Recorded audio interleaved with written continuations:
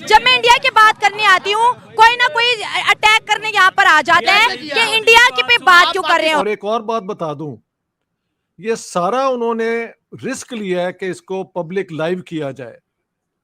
یہ نہیں کہ ریکارڈنگ پہلے ہوئی اور بعد میں انہوں نے دنیا کو پیش کیا. نو, جیسے جیسے ہو رہا تھا ساتھ ساتھ انہوں نے پورا دنیا کو, پوری دنیا نے دیکھا ہے وہ سارا ان کا ٹچ ڈاؤن جو ہوتا ہے.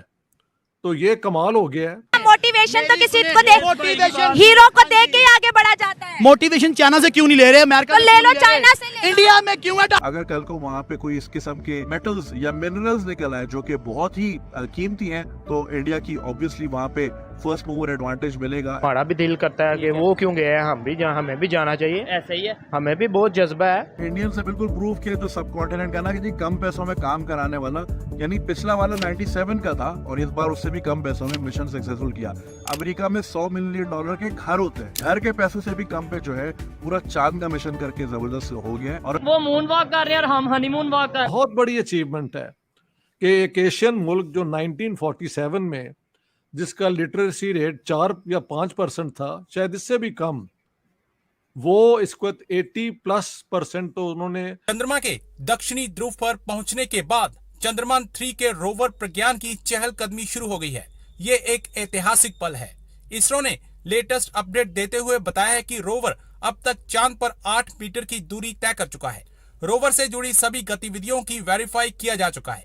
اسرو نے شکروار شام ٹویٹ کر کے بتایا روور کی سبھی گتیویدیوں کا ستیاپن کر لیا گیا ہے. روور نے لگ بھگ 8 میٹر کی دوری سفلتا پوروک طے کر لی ہے.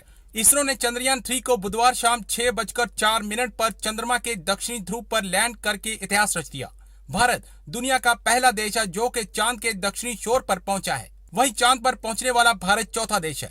اس سے پہلے امریکہ, چین, رشیا اپنے اسپیس کرافٹ اتار چکی ہیں. چندریان 3 کی سفل لینڈنگ پر دنیا بھر کے نیتاؤں نے بھارت اور اسرو کو بدھائی دی ہے. اس کے علاوہ تمام اسپیس ایجنسیوں نے بھی اسرو کی پرشنسا کی ہے. لیکن دوسری طرف پاکستان جلا بھنا بیٹھا ہے. سر آج ہم ذرا بات کرنا چاہیں گے, انڈیا کا ایک بہت بڑا جو چندریان 3 مشن ہے وہ کمپلیٹ ہو گیا ہے. ایک تو آپ اس بارے میں کیا کہیں گے اس کے لیے کہ کس طرح سے آپ کو لگا کہ یہ اتنا سکسیسفل رہا, پوری دنیا جو ہے واہ واہ کر رہی ہے بھارت کی. لیکن سر کوئی بھی اسلامک کنٹری پاکستان سمیت ایجوکیشن میں اور سائنس اور ٹیکنالوجی میں پیچھے کیوں ہے؟ ہمارے یہاں عجیب عجیب قسم کی باتیں ہوتی ہیں جو ملا مافیا کرتی ہے یا باقی لوگ کرتے ہیں کہ ہمیں دور دور تک لگتا ہے سائنس سے کوئی واسطہ نہیں ہے. ایسا کیوں ہے؟ بہت بہت شکریہ آرزو جی. میں اس وقت آپ سے ٹورنٹو سے بات کر رہا ہوں, کینیڈا میں, جہاں میں ساؤتھ ایشین لٹریری فیسٹیول جو ہو رہا ہے پہلا, اس کے لیے مجھے کی نوٹ سپیچ کے لیے بلایا گیا ہے. تو وہاں سے آپ سے بات ہو رہی ہے. تو جب میں کل لینڈ کیا نا ایئرپورٹ پہ تو وہاں ہی خبر آ گئی کہ چندریان 3 جو ہے وہ بہت کامیابی سے, جیسے بھی انہوں نے وہ پورا پروگرام بنایا تھا اس کے مطابق ٹو دا لاسٹ ورڈ ویسے ہی ہوا ہے. اور وہ بڑا کامیابی سے ڈیٹا اور اس قسم کی انفارمیشن سپلائی کر رہا ہے to the head office down in India. دیکھیں, یہ اب دنیا کی چوتھی پاور بنی ہے جو آؤٹر سپیس کے اندر اپنا ایک پورا مقام رکھتی ہے. اور آپ کو یاد ہوگا میں 3 مہینے انڈیا میں رہ کے آیا ہوں اور میں بار بار کہہ رہا تھا کہ جس چیز نے مجھے بہت امپریس کی ہے وہ یہ ہے کہ انڈیا میں انہوں نے شروع دن سے سائنٹیفک ریشنل ایجوکیشن, اسے کہتے ہیں سائنٹیفک ٹیمپر, یعنی سوچنے کا طریقہ سائنٹیفک جو ہے اس کو ایجوکیشن کی بنیاد بنائی اپنے عام پبلک اسکولوں کے اندر اور کالجز کے اندر. اور ظاہر ہے ایلیٹ کے پاس تو یہ چانس ہوتا ہی ہے کہ وہ ماڈرن ایجوکیشن سے ہی ان کو ٹرین کیا جاتا ہے. لیکن اب اس کا پورا رزلٹ دیکھیں, آپ کے سامنے ہے. انڈیا نے یہ سارا کچھ اپنے ایفرٹ سے کیا ہے. اور ایک اور بات بتا دوں, یہ سارا انہوں نے رسک لیا ہے کہ اس کو پبلک لائیو کیا جائے. یہ نہیں کہ ریکارڈنگ پہلے ہوئی اور بعد میں انہوں نے دنیا کو پیش کیا. نو, جیسے جیسے ہو رہا تھا ساتھ ساتھ انہوں نے پورا دنیا کو, پوری دنیا نے دیکھا ہے وہ سارا ان کا टच डाउन जो होता है, तो ये कमाल हो गया है।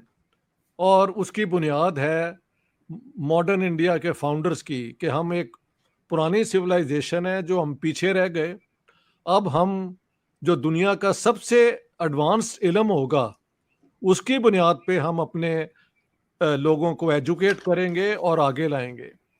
तो इंडियन साइंटिस्ट को, इंडियन इंजीनियर्स को जो इस प्रोजेक्ट में इन्वॉल्व थे, इंडियन अवाम को यानी इंडियन नेशन को, इंडियन स्टेट को और इंडिया की मौजूदा हुकूमत को आपके साथ मिलके मैं बहुत बहुत मुबारक देना चाहता हूँ। ये बहुत बड़ी अचीवमेंट है कि एक एशियन मुल्क जो 1947 में जिसका लिटरेसी रेट 4 या 5% था, शायद इससे भी कम, वो इसको 80+% तो उन्होंने वो कर दी है लिटरेसी। मैंने आपको बताया था कि लड़कियां जो है ना 12 जमात तक फ्री एजुकेशन और उनको खाना मिलता है while they are in school. बच्चों को स्कूल में जो जाते हैं, तकरीबन हर बच्चा अब जाता है, उसको भी फ्री खाना मिलता है हिंदुस्तान में। तो हिंदुस्तान ने तरक्की नहीं थी करनी तो किसने करनी थी? ये अब आपका सवाल जो है उसका मेरे पास एक ही जवाब है कि बाकी दुनिया ने मॉडर्न वर्ल्ड जिस तरह भी बना उसको कबूल कर लिया और उसका हिस्सा बनने की कोशिश की है। मुसलमानों की तरफ से एक बहुत बड़ी कोशिश हुई थी, मुस्तफ़ा कमाल अतातुर्क ने एक बहुत बड़ा सोशल इनकलाब भी कर दिया था। आप कभी टर्की जाएं तो आपको फ़ख्र होगा कि वहाँ पे औरतें और मर्द जितने इक्वली आप देखेंगे हर काम में वो इन्वॉल्व होते हैं, तो वो उन्होंने अचीव कर लिया। लेकिन मुसलमानों की बदकिस्मती है कि इनके पास तेल आ गया और तेल की इनकम से इन्होंने मौजें की और अपने लोगों को भी खैर वहाँ पे एजुकेट हो के मॉडर्न इल्म सीख के दौलत नहीं कमाई अरबों ने, ना ईरानियों ने कमाई है। उन्होंने हर चीज़ आइडियोलॉजी में इन्वेस्ट कर दी और आइडियोलॉजी क्या हुआ, शिया वर्सेस सुन्नी के कौन डोमिनेट करेंगे। और पाकिस्तान तो वैसे ही एक वो क्या कहते हैं ऐसा मुल्क है कि जो जहाँ से पैसा है उस किस्म की ये बातें शुरू कर देते हैं। हालांकि वर्ल्ड बैंक ने इनको बड़ा चांस दिया था। पाकिस्तान की अपनी ये जो स्पेस के लिए एक दफ्तर भी बना था, मुझे अब उसका नाम याद नहीं आ रहा, लेकिन वहाँ इन्होंने सिर्फ कमाल क्या किया कि सारा कुछ छोड़ के वो न्यूक्लियर बॉम्ब बना लिया। और ऐसे ही तमाम जानकारियों के लिए हमारे वीडियो को लाइक करें, सब्सक्राइब करें और बेल आइकन को दबाना ना भूलें।